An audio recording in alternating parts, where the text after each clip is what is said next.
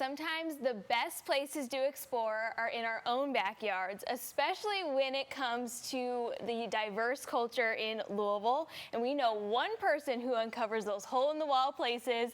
Barry Goodall from Goodall's Country Kitchen is here, and he's taking us to the Bushel neighborhood today. Welcome back to the show. Thank you. It is always so fun to catch up with you because we just never know where you're going to be. But why do you call the Bushel neighborhood the International Mile or even the Epcot of Louisville? Well, because there's a stretch in the Bushel neighborhood that starts from where you cross on Bardstown Road, you cross Hikes Lane, and where it reconnects a mile down the road to the Bushel bypass, there's a plethora of international restaurants and grocery stores in there. It's like a hidden gem in Louisville that people don't even know about. And you can go on that 1 mile stretch and take a tour around the world of culture and cuisine. Well, that sounds like so much fun because when you think of that, you usually think of like the Highlands or even Nulu. But let's kind of go out a little bit and support those locally owned restaurants while we're at it. So let's kind of kick off your little tour here. Let's start at Jasmin European Bakery. Okay. Jasmin Bakery, we're going to start off in Europe, in Bosnia. It's a father-son operated operation. They serve fresh made breads, but what they're really known for are their Euro sandwiches. Some people call them gyros, gyros, but it's European style with the homemade buns. And that's like bigger than your face, Barry. Oh, and that's big. You know, it's like Gucci Reviews was with me on that. He said it's like eating a catcher's mitt. Yes. It's so big, you know. And it looks so good for one. The portions are huge, and you just know it's that fresh. Oh, yes, yes. And they sell out of bread every day, and now I know why, because it's so good. And also, they have a beef sausage called shavapi. You can get a sandwich with that. It's really good also. Okay, good to know. Now we're moving on over to Italy. Oh, yeah. We got an Italian restaurant. We have Bissimo Italian restaurant. The family is from Afghanistan, so Okay, this is very interesting. unique. You have not only the Italian menu, but the father worked at Vincenzo's for 20 years, so he knows his way around Italian food, but the family's from Afghanistan, so they also offer an Afghanistan menu, which it has the pleasure of being known as the first Afghanistan restaurant in Louisville. So you can go there to Italy and Afghanistan, all in the same spot. Yeah, we're kind of looking a little bit at the menu here, and it is kind of sectioned out a little bit. So if you wanted more of the Italian cuisine or the Afghanistan. Yes, they offer all the main dishes of Italy and, of course, Afghanistan. And look at the colors on that plate. Oh, it's my beautiful. Goodness. It's beautiful. The owner, the father, he was a head maitre d' at Vincenzo's, but he's also a chef. Okay. And you can get all of the main Italian dishes: chicken marsala, Tuscany chicken, spaghetti meatballs. But then you move on over to the Afghanistan side of the menu, and you can get different kinds of kebabs, and their fresh made breads are incredible. It's like eating a pancake full of vegetables, their bread. It's the most unique bread I've ever had. And then, of course, you ended up with Italian desserts and things like that. So it's great. It sounds so good. Now we're kind of moving on down to the Mediterranean side of things. Oh, yeah. We're going on down the road to the Middle East, the country of Jordan, at Pasha's Mediterranean Grill.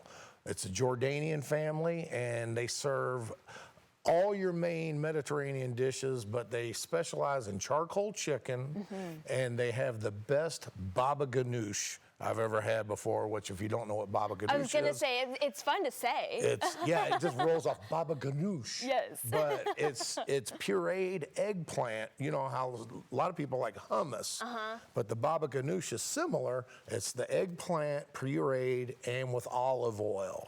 So you dip it in pita bread. Is that what we're looking at right now? Yep, that's exactly it, the baba ganoush. Oh, it's so delicious. And you just load it up, and it looks so, so good. But then moving on down to, we have another restaurant. Now we're going to move over to the country of Nepal, which is nestled between India and China.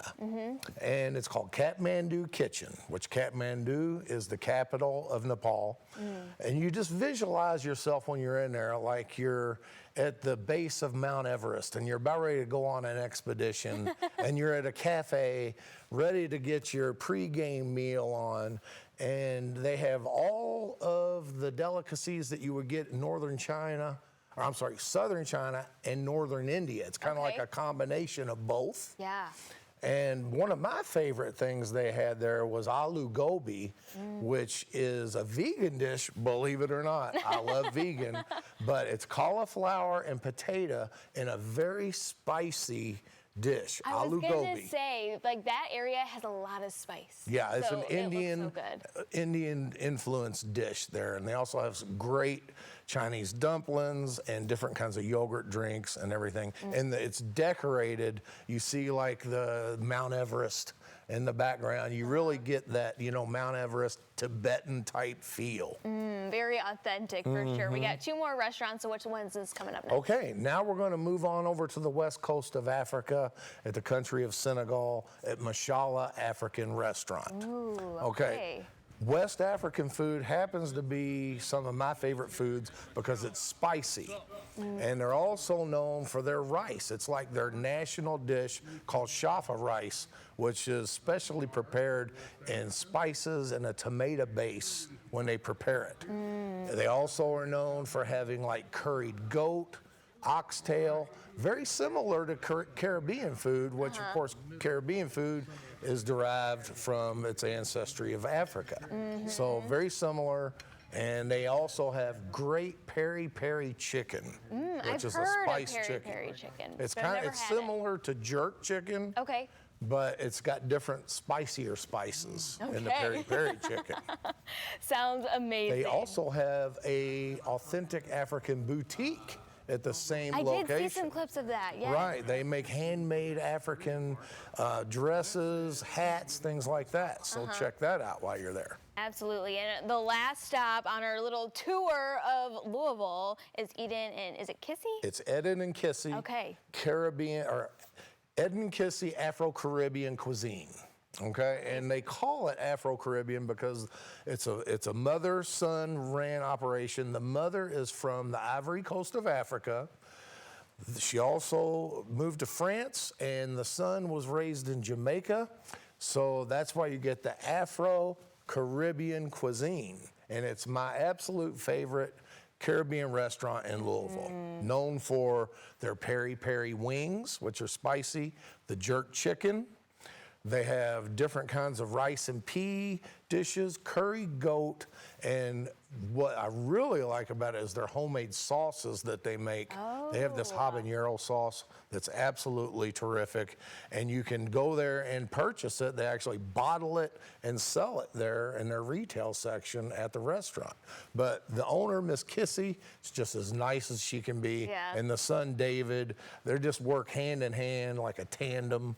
You know, everything's homemade and made with love. That's what they pride themselves on. Well, and again, it all looks so fresh. A lot of the food is up on top of that counter. You can see it all. It looks so Yeah, they have the good. steam table right there. You can see everything they have to offer right there in front of you. The smokers out front got the smoke billowing out at all time. You know, anytime that I see the smoke, it draws me in. Yep, there we go. So if people are interested in following along with all of your food journeys, because again, we just never know where you're gonna end up, how can they follow you? Well, you can find me on my YouTube channel, Goodall's Country Kitchen, Facebook, Goodall's Country Kitchen, and of course, you can find the reviews right here on WHAS 11 Plus, the app, so check those out too. And y'all don't know nothing about this WHAS 11 Great Day Live. Yes, of course. So Barry, it's always so great to catch up with you. And so again, to just follow along on his food journeys, again, you never know where he's going to take us. Just follow him on his YouTube page and his Facebook page too.